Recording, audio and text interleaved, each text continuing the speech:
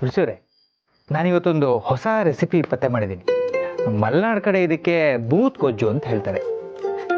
ಹೆಸರೇ ಮಜಾ ಇದೆ ಅಲ್ವಾ? ಹೇಗೆ ಮಾಡೋದು ಗೊತ್ತಾ? ಈ ಮಾವಿನಕಾಯಿ ಸೀಸನ್ ಇರುತ್ತಲ್ಲ, ಈ ಹುಳಿ ಮಾವಿನಕಾಯಿನ ತಗೊಂಡು ಉಪ್ಪಲ್ಲಿ ಹಾಕಿಡೋದು. ಅದು ಉಪ್ಪನ್ನ ಚೆನ್ನಾಗಿ ಹೀರ್ಕೊಂಡು ವರ್ಷಾನ್ಗಟ್ಲೆ ಏನೂ ಆಗದೆ ಚೆನ್ನಾಗಿರುತ್ತೆ. ಇದನ್ನ ಗಾಜು ಅಥವಾ ಮಣ್ಣಿನ ಮಡಿಕೆಯಲ್ಲಿ ಸ್ಟೋರ್ ಮಾಡಬೇಕು. ಆಮೇಲೆ ಇದನ್ನ ವಿಷಯ ಬದಲಾಯಿಸ್ಬೇಡಿ. ನಾನು ಅಷ್ಟೊಂದು ಪೆದ್ದಿ ಅನ್ಕೊಂಡಿದ್ದೀರಾ? ಅರೆ, ಪೆದ್ದಿನ? ನಾನು ಹಾಗೆ ಅನ್ಕೊಳ್ಳೇ ಇಲ್ವೇ? ಓ, ನಿಮಗೆ ಬೂತ್ ಗೊಜ್ಜು ಮೊದಲೇ ಗೊತ್ತಿತ್ತಾ? ನಿಜ ಹೇಳಿ, ನಿಮಗೆ ನನ್ನ ಮೇಲೆ ನಂಬಿಕೆ ಇಲ್ವಾ? ಇದೆಂಥ ಪ್ರಶ್ನೆ. ನಾನು ನಿಮ್ಮನ್ನಲ್ಲದೆ ಇನ್ಯಾರನ್ನ ನಂಬಲಿ ಹೇಳಿ? ನಿಜ ಹೇಳ, ಈ ಮಾಧವನ್ನೆಷ್ಟು ನಂಬ್ತಾನೋ ಅದಕ್ಕಿಂತ ಹೆಚ್ಚು ತುಳಸಿಯವರನ್ನು ನಂಬ್ತಾನೆ. ಹಾಗಾದ್ರೆ ಸತ್ಯ ಹೇಳಿ, ಆ ಆಶ್ರಮದ ರಹಸ್ಯ ಏನು? ಏನು ರಹಸ್ಯ ತುಳಸಿಯವರೇ? ಅದನ್ನೇ ಕೇಳ್ತಾ ಇರೋದು. ಆಶ್ರಮಕ್ಕೆ ಸಂಬಂಧಪಟ್ಟ ಹಾಗೆ ಏನೋ ಒಂದು ರಹಸ್ಯ ಇದೆ. ನೀವು ಅನ್ಪೂರ್ಣ ಅವ್ರ ಹತ್ರ ಕಣ್ಣು ಸನ್ನೆ ಮಾಡ್ತಾ ಇದ್ದಿದ್ದನ್ನ ನಾನೇ ನನ್ನ ಕಣ್ಣಾರ ನೋಡಿದ್ದೀನಿ.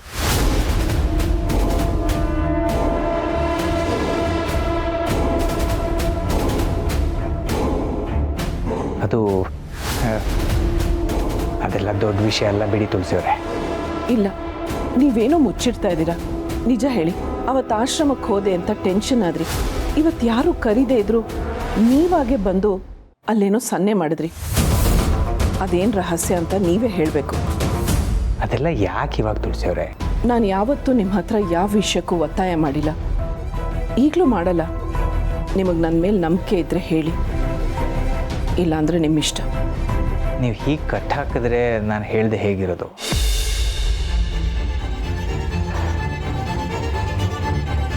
ಈ ವಿಷಯ ಯಾರಿಗೂ ಗೊತ್ತಾಗಬಾರ್ದು ಅಂತ ಅಂದ್ಕೊಂಡಿದ್ದೆ, ಆದರೆ ಇವತ್ತು ಹೇಳೋ ಸಂದರ್ಭ ಬಂದಿದೆ. ಹೌದು, ಒಂದು ರಹಸ್ಯ ಇದೆ. ಆ ಆಶ್ರಮಕ್ಕೂ ಈ ಮನೇಲಿರೋ ಒಬ್ರಿಗೂ ಸಂಬಂಧ ಇದೆ.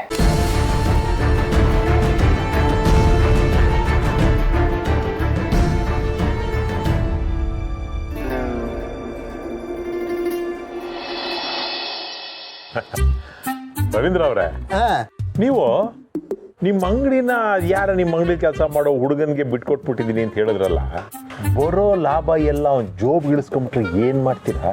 ಹಾಗೇನಿಲ್ಲ, ತುಂಬಾ ನಂಬಿಕಸ್ಥ ಹುಡುಗ, ಬಹಳ ವರ್ಷದ ನಮ್ಮ ಜೊತೆನೇ ಇದ್ದಾನೆ. ಅಯ್ಯೋ, ಈಗಿನ ಕಾಲದಲ್ಲಿ ಯಾರನ್ನೂ ನಂಬಕ್ಕಾಗಲ್ಲ ಬಿಡಿ. ಹೇಗಿದೆ ಬಿಸ್ನೆಸ್? ಪರವಾಗಿಲ್ಲ. ನಮ್ದು ಒಂದು ದಿನಸಿ ಅಂಗಡಿ ಇದೆ, ಏನು ಕೇಳಬೇಡಿ ವ್ಯಾಪಾರ. ವರ್ಷದ ಹಿಂದೆ ತಂದಿರೋ ದಿನಸಿ ವ್ಯಾಪಾರವೇ ಆಗಿಲ್ಲ, ಹಾಗೆ ಇದೆ. ಯಾಕೆ? ನಾನು ಕೇಳ್ತೀನಿ ನಮ್ಮ ಅಂಗಡಿಗೆ ಬರೋ ಗಿರಾಕಿಗಳನ್ನ, ಯಾಕಪ್ಪ ನಮ್ಮ ಅಂಗಡಿಗೆ ಬರಲ್ಲ ಅಂತ. ಹೋಗಿ ಸರ್, ನಿಮ್ಮ ಅಂಗಡಿ ಚೆನ್ನಾಗಿರೋ ಪದಾರ್ಥಗಳು ಸಿಗಲ್ಲ ಅಂತ ಹೇಳ್ತಾರೆ. ಆದ್ರೂ ಹೇಳ್ತೀನಿ ರವೀಂದ್ರ ಅವರೇ, ಈ ಗಿರಾಕಿಗಳು ಬಹಳ ಕಿಲಾಡಿಗಳಾಗ್ಬಿಟ್ಟಿದ್ದಾರೆ. ಅಲ್ಲ, ಒಂದು ವರ್ಷದ ಹಿಂದೆ ತಂದಿದ್ದು ಅದೇ ಚೆನ್ನಾಗಿರುತ್ತೆ ಅಲ್ವಾ? ನಿಮ್ಮ ಅಂಗಡಿಲಿ ಈ ಜಿರ್ಲೆ, ಈ ಇಲಿಗಳ ಕಾಟ ಇದೆಯಾ? ಚೆನ್ನಾಗಿ ಕೇಳಿದ್ರಿ. ಅಲ್ಲ, ದಿನಸಿ ಅಂಗಡಿ ಅಂದಮೇಲೆ ಜಿರಳೆ ಇಲಿ ಇಲ್ದೇ ಇರತ್ತಾ? ಅದು ಒಂಥರ ನಮ್ಮ ಅಂಗಡಿಗಳನ್ನ ಭೋಗ್ಯಕ್ಕೆ ಹಾಕೊಂಡ್ಬಿಟ್ಟಿರ್ತವೆ. ದುಡ್ಡು ಮಾತ್ರ ಕೊಡಲ್ಲ ಅಷ್ಟೇ. ಬೇಕಾದಾಗ ಬರ್ತವೆ, ಹೊಟ್ಟೆ ತುಂಬಾ ತಿಂತವೆ, ಬೇಕಾದಾಗ ಹೋಗ್ತವೆ. ಅಲ್ಲ, ಈ ಜಿರ್ಲೆ ಇಲಿಗಳು ತಿಂದಿದ್ದನ್ನು ಕೊಟ್ರೆ ಕಸ್ಟಮರ್ಸ್ ಹೇಗೆ ಬರ್ತಾರೆ ಹೇಳಿ? ರವೀಂದ್ರ ಅವರೇ, ನಾವೇನು ನಮ್ಮ ಕಸ್ಟಮರ್ಸ್ಗೆ ನಮ್ಮ ಅಂಗಡಿಲಿ ಜಿರಳೆ ತಿಂದಿರೋದಿದೆ, ಇಲಿ ತಿಂದಿರೋದಿದೆ, ಬನ್ನಿ ತಗೊಳ್ಳಿ ಅಂತ ಕರಿತೀವ? ಇಲ್ಲ, ಆದ್ರೂ ಬರಲ್ಲ. ಅದು ಅಲ್ಲದೆ ಮನೆ ಎದುರಿಗೆ ದೊಡ್ಡದೊಂದು ಮಾಲ್ ಆಗಿದೆ, ಎಲ್ಲರೂ ಅಲ್ಲಿಗೆ ಹೊಟ್ಟೋಗ್ತಾರೆ.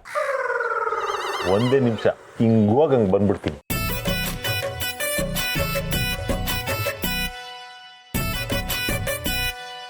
ಅಪ್ಪ ತಗೋಪ್ಪ. ಅಲ್ಲಮ್ಮ, ಇದೆಲ್ಲ ತರೋ ತೊಂದರೆ ಯಾಕೆ ತಗೊಂಡೆ ನೀನು? ತೊಂದ್ರೆ ಎಲ್ಲ ಏನೂ ಇಲ್ಲಪ್ಪ, ನೀನ್ ತಿಂದೇ ಇದ್ರೇನೆ ನನಗೆ ತೊಂದ್ರೆ. ಆಯ್ತು, ತಿಂತಿದ್ದೆ ಬಿಡು.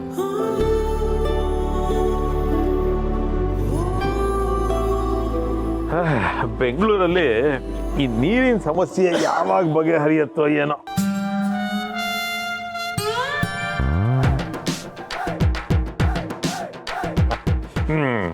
ತಿಂದ್ರ ಹಣ್ಣು? ಹಣ್ಣ ನಾನು ತಿನ್ನಲಿಲ್ಲ. ಈಗ ತಾನೇ ತಿಂದ್ರಲ್ಲ, ನಾನು ಬರೋವಾಗ ತಿಂತಾ ಇದ್ರೆ. ನಾನು ತಿಂದ ಹ್ಮ್ ನೆನಪಾಗ್ತಾ ಇಲ್ಲ. ವಯಸ್ಸಾದ್ಮೇಲೆ ಹಾಂ, ಈ ನೆನಪಿನ ಶಕ್ತಿ ಹೋಗ್ಬಿಟ್ರೆ ಬಹಳ ಕಷ್ಟ ನೋಡಿ ಜೀವನ ಮಾಡೋದು.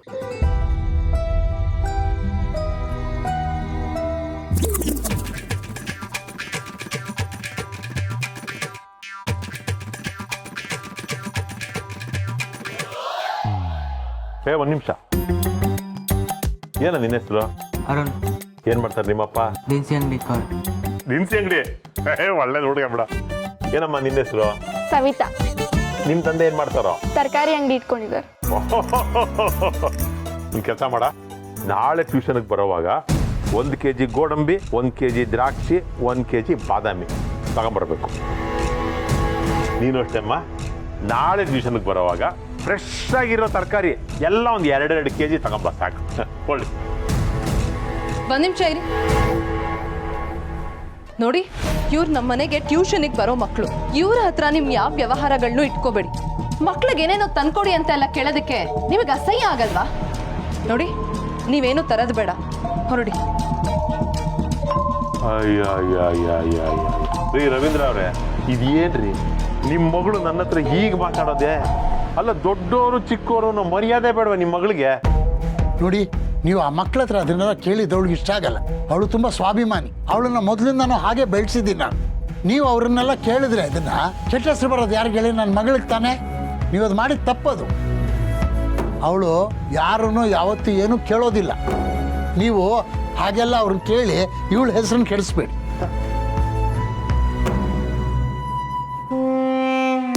ಅಯ್ಯೋ ಭಗವಂತ, ಅಲ್ಲ ನಾನು ಏನು ಕೇಳಬಾರ್ದು ಕೇಳಿದೆ ಅಂತ ಅಪ್ಪ ಮಗಳಿಬ್ರು ಈ ಒಳ್ಳೆ ಮೈ ಮೇಲೆ ಬಿದ್ರು. ನನ್ನ ಮಾತಿಗೆ ಒಂದು ಚೂರು ಕೂಡ ಬೆಲೆ ಇಲ್ಲ. ನಾನು ವಾಕ್ ಹೋಗಿ ಬರ್ತೀನಿ.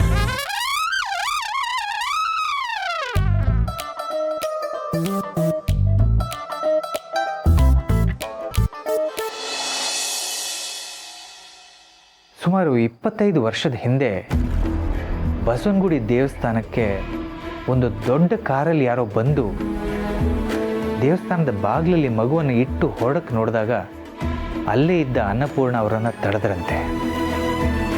ಅವ್ರ ಹತ್ರ ಯಾರು ನೀವು, ಈ ಮಗುನ ಯಾಕೆ ಇಲ್ಲಿಟ್ಟು ಹೋಗ್ತಿದ್ದೀರಾ ಅಂತ ಪ್ರಶ್ನೆ ಕೇಳಿದ್ರಂತೆ.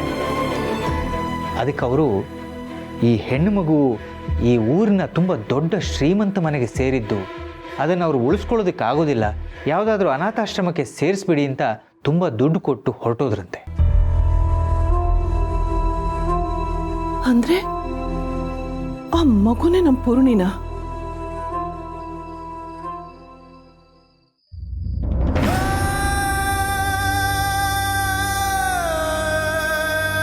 ಅಂದ್ರೆ ನಮ್ಮ ಪೂರ್ಣಿ ದೊಡ್ಡ ಶ್ರೀಮಂತರ ಮಗಳ? ಅಂತ ಶ್ರೀಮಂತರ ಮನೆ ಮಗಳು ಅನಾಥಾಶ್ರಮದಲ್ಲಿ ಬೆಳೆದ್ಲಾ? ಹೌದು, ತುಂಬ ದೊಡ್ಡ ಶ್ರೀಮಂತರ ಮನೆ ಮಗಳು ನಮ್ಮ ಪೂರ್ಣಿ. ಆದರೆ ಅವಳ ಅಪ್ಪ ಅಮ್ಮನೇ ಯಾರು ಅಂತ ಗೊತ್ತಿಲ್ಲ. ನೀವು ಹುಡ್ಕೋ ಪ್ರಯತ್ನ ಮಾಡ್ಲಿಲ್ವಾ? ಏನಂತ ಹುಡ್ಕೋದು? ಒಂದು ಮಗುನ ಅನಾಥೆ ಮಾಡಿ ಹೋಗ್ತಾರೆ ಅಂತಂದರೆ ಅದು ಮದುವೆಗೆ ಮುಂಚೆ ಹುಟ್ಟಿರೋ ಮಗುನೇ ಆಗಿರುತ್ತೆ. ಈಗ ನಾವು ಅದರ ಮೂಲ ಹುಡ್ಕೊಂಡು ಹೋದರೆ ಆ ಪೂರ್ಣಿ ಅಮ್ಮನ ಜೀವನಕ್ಕೆ ತೊಂದರೆ ಆಗಲ್ವಾ? ಅವರ ಇಡೀ ಕುಟುಂಬಕ್ಕೆ ಆಘಾತ ಆಗಲ್ವಾ? ನೀವು ಹೇಳೋ ಮಾತು ನಿಜ. ಆದ್ರೆ ಪೂರ್ಣಿ ನೋಡಿದ್ರೆ ನೋವಾಗತ್ತೆ. ಅನಾಥೆ ಅಂತ ನೊಂದ್ಕೋತಾ ಇದ್ದಾಳಲ್ಲ. ಅವಳು ಅನಾಥೆ ಅಲ್ಲ ತುಳಸಿಯವರೇ, ಅವಳು ನನಗೆ ಸ್ವಂತ ಮಗಳಿಗಿಂತ ಹೆಚ್ಚು. ಈಗ ನೀವು ಬಂದ ಮೇಲೆ ಅವಳಿಗೆ ಅಮ್ಮನೂ ಸಿಕ್ಕಿದ್ದಾಳೆ. ಅವಳಿಗೆ ಯಾವತ್ತೂ ಅನಾಥೆ ಅನ್ನೋ ಭಾವನೆ ಬರ್ದಿರೋ ಹಾಗೆ ನಾವು ನೋಡ್ಕೋಬೇಕಷ್ಟೆ.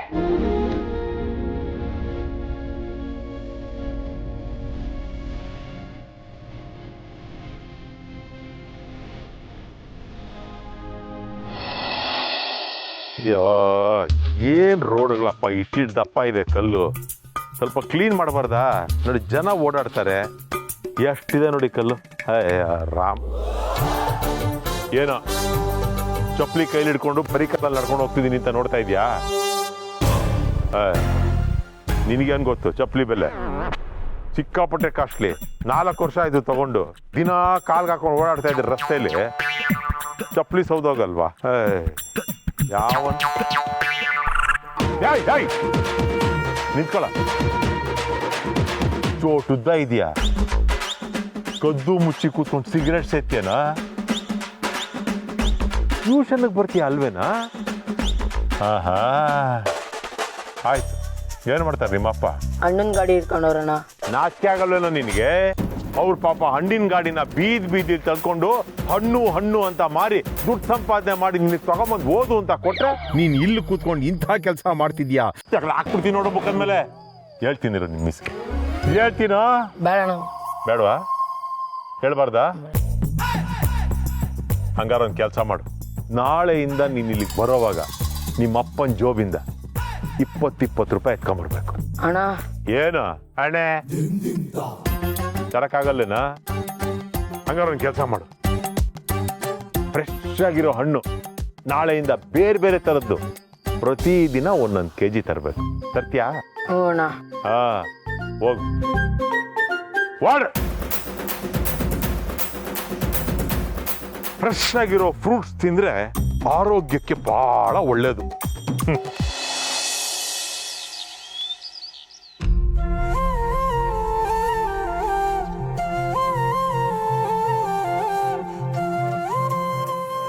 ಯಾಕವಿ ಬೇಜಾರಲ್ಲಿದೆಯಾ? ಏನಿಲ್ಲ.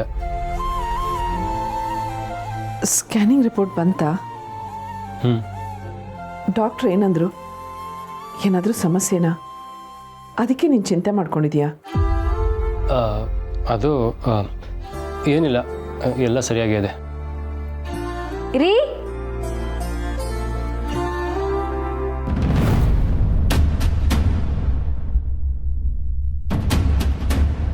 ಓ ಅಮ್ಮ, ನೀವು ಇಲ್ಲೇ ಇದ್ದೀರಾ? ಒಳ್ಳೆಯದೇ ಆಯಿತು. ನಾನು ರಿಪೋರ್ಟ್ ಬಗ್ಗೆ ವಿಚಾರಿಸೋಣ ಅಂತ ಬಂದೆ. ರೀ, ಸ್ಕ್ಯಾನಿಂಗ್ ರಿಪೋರ್ಟ್ ಬಂತಾ? ಎಸ್, ನಿನಗೆ ತುಂಬ ಖುಷಿ ಕೊಡೋ ಸುದ್ದಿ ಇದೆ. ನಿನ್ನ ಗರ್ಭಕೋಶದಲ್ಲಿ ಏನೂ ಸಮಸ್ಯೆ ಇಲ್ಲ, ಆದಷ್ಟು ಬೇಗ ಮಗು ಆಗತ್ತೆ, ಟೆನ್ಷನ್ ಮಾಡ್ಕೋಬೇಡಿ ಅಂದರು. ಹೌದಾ? ನನ್ನ ಹೊಟ್ಟೆಲಿ ಮತ್ತೆ ಪಾಪು ಬರುತ್ತಾ? ನೀನು ತುಂಬ ಹೆಲ್ತಿಯಾಗಿದೆಯಾ, ಆದಷ್ಟು ಬೇಗ ಒಳ್ಳೆ ಸುದ್ದಿ ಕೊಡ್ತಾರೆ ಅಂದರು. ಹೌದಾ? ನನಗೆ ಎಷ್ಟು ಖುಷಿ ಆಗ್ತಿದೆ ಗೊತ್ತಾ ಅಮ್ಮ.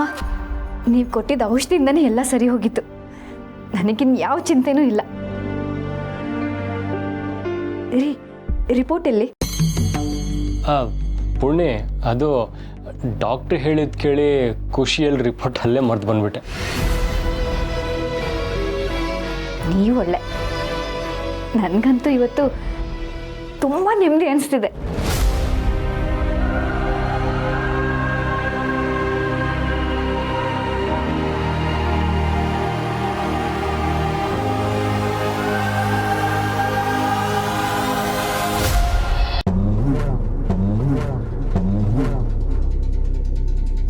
ಇವ್ರಿಗೆ ನಿಜವಾಗ್ಲೂ ಎಲ್ಲ ನೆನಪಾಗ್ತಿದ್ಯಾ? ಅವತ್ತಿನ ದಿನ ಆಗಿದ್ದು ಅಷ್ಟು ಕರೆಕ್ಟಾಗಿ ಹೇಳಿಬಿಟ್ರು, ತಕ್ಷಣ ಹಾಗೆ ಮರೆತುಬಿಟ್ರು. ಅಕಸ್ಮಾತ್ ಅದನ್ನು ಮರೀದೇ ಇದ್ದಿದ್ರೆ ನನ್ನ ಗತಿ ಏನಾಗಿರ್ತಿತ್ತು? ಯಾವುದೇ ಕಾರಣಕ್ಕೂ ಅವ್ರಿಗೆ ಯಾವುದೂ ನೆನಪಾಗಬಾರ್ದು. ಅವರನ್ನು ಡೈವರ್ಟ್ ಮಾಡಬೇಕು. ಅವ್ರಿಗೆ ಜಾಸ್ತಿ ಮಾತಾಡೋಕ್ಕೆ ಬಿಡಬಾರ್ದು ನಾನು. ರೀ,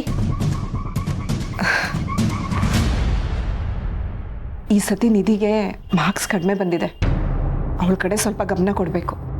ಮದುವೆ ಮಾಡ್ಬಿಡೋಣ. ಅವಳು ಕಾಂಪಿಟೇಟಿವ್ ಎಕ್ಸಾಮ್ ಬರಿಬೇಕು ಅಂತ ಕನ್ಸ್ಕೊಂಡಿದ್ದು ನೀವೇ ಅಲ್ವಾ? ಇವಾಗ ಮದುವೆ ಅಂತಿದ್ದೀರಾ? ಮದುವೆ ಆದರೆ ಎಕ್ಸಾಮ್ ತಗೊಳಕ್ಕಾಗಲ್ವಾ? ಅವಳಿಗೆ ಈಗಲೇ ಮದುವೆ ಎಲ್ಲ ಇಷ್ಟ ಇಲ್ಲ. ನೀನು ಅವಳನ್ನು ಕೇಳಿದ್ಯಾ? ಅವಳ ಬಗ್ಗೆ ನನಗೆ ಗೊತ್ತು. ಒಂದು ನಿಮಿಷ ಇರು.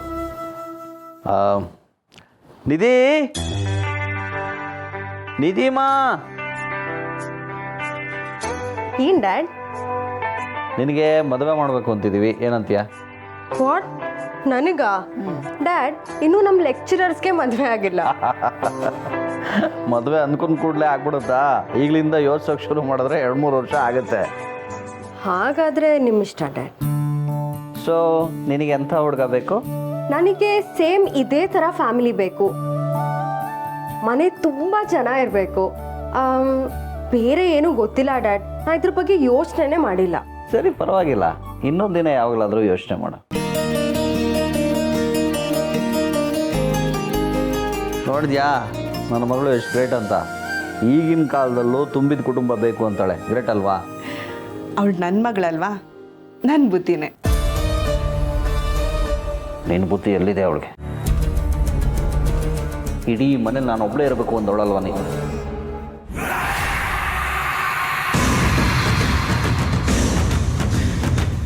ಅಣ್ಣ ಅದಕ್ಕೆ ನಾನು ಕೊಂದುಬಿಟ್ರೆ ಇಡೀ ಮನೆಗೆ ನಾನು, ನನ್ನ ಗಂಡ, ನನ್ನ ಮಗು ಅಷ್ಟೇ ಸಾಕು ಅಂದವಳಲ್ವ ನೀನು?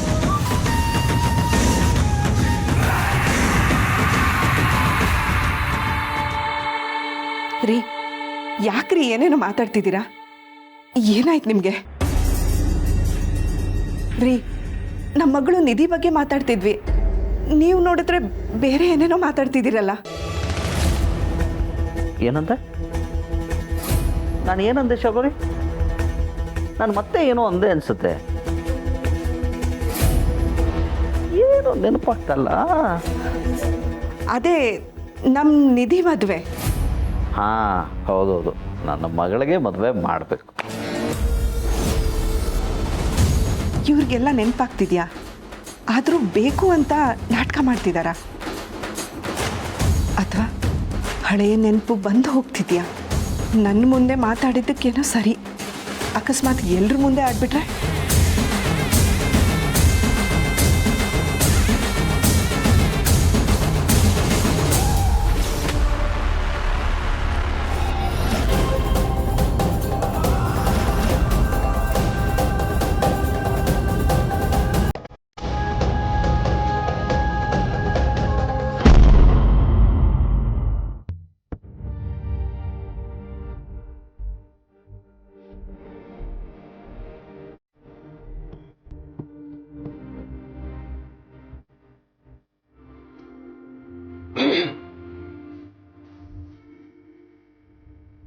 ಹೇಳಪ್ಪ ಅವಿ.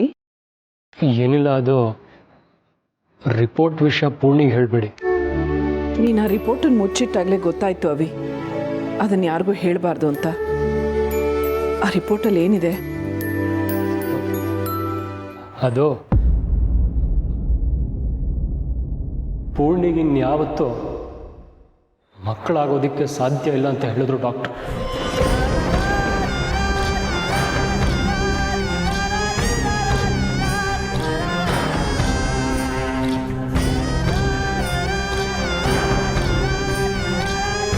ಏನು ಹೇಳ್ತಾ ಇದೆಯಪ್ಪ? ಅದು ಹೇಗೆ ಸಾಧ್ಯ? ಹೌದು, ಅವಳ ಗರ್ಭಕೋಶ ವೀಕ್ ಆಗಿದೆ, ಮಕ್ಕಳಾಗೋ ಸಾಧ್ಯತೆ ಇಲ್ಲ. ಅಕಸ್ಮಾತ್ ಪ್ರೆಗ್ನೆಂಟ್ ಆದರೂ ಅದು ಅಬಾರ್ಷನ್ ಆಗುತ್ತೆ ಅಂತ ಡಾಕ್ಟರ್ ಹೇಳಿದ್ದಾರೆ. ಅಯ್ಯೋ ದೇವ್ರೆ, ನಮ್ಮ ಪೂರ್ಣಿಗೆ ಯಾಕೆ ಹೀಗಾಗ್ತಾ ಇದೆ? ಪಾಪದ ಹುಡುಗಿ ಅದು. ನೀನು ಇನ್ನೊಬ್ರು ಡಾಕ್ಟರ್ ಹತ್ರ ತೋರಿಸ್ಬೇಕಿತ್ತು. ನನ್ನ ಫ್ರೆಂಡ್ ಡಾಕ್ಟ್ರಿಗೂ ಅದೇ ರಿಪೋರ್ಟ್ ಕಳಿಸ್ದೆ, ಅವರು ಅದೇ ಹೇಳಿದ್ರು.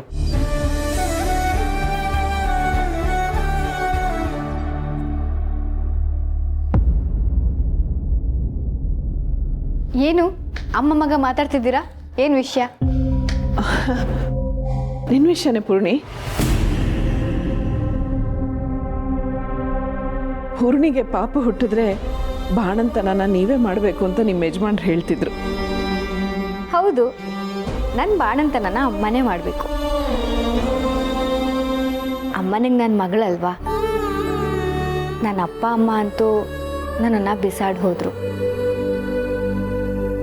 ಆದರೆ ದೇವ್ರ ಕರುಣೆ ಅನ್ನೋದಿರುತ್ತಲ್ವ, ಅದಕ್ಕೆ ನನ್ನ ಹೊಟ್ಟೆಲಿ ಒಂದು ಮಗುನ ಕೊಟ್ಟು ನನ್ನನ್ನು ಜೋಪಾನ ಮಾಡೋದಕ್ಕೆ ಈ ಅಮ್ಮನ ಕೊಟ್ಟರು.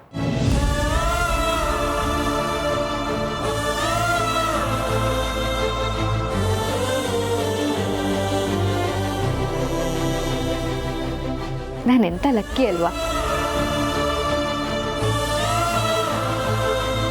ಹೌದಮ್ಮ, ನೀನು ತುಂಬ ಅದೃಷ್ಟವಂತೆ. ನೀನು ಕಳ್ಕೊಂಡಿದ್ದೆಲ್ಲ ಸಿಗಲಿ, ನೀನು ಅಂದ್ಕೊಂಡಿದ್ದೆಲ್ಲ ಆಗಲಿ.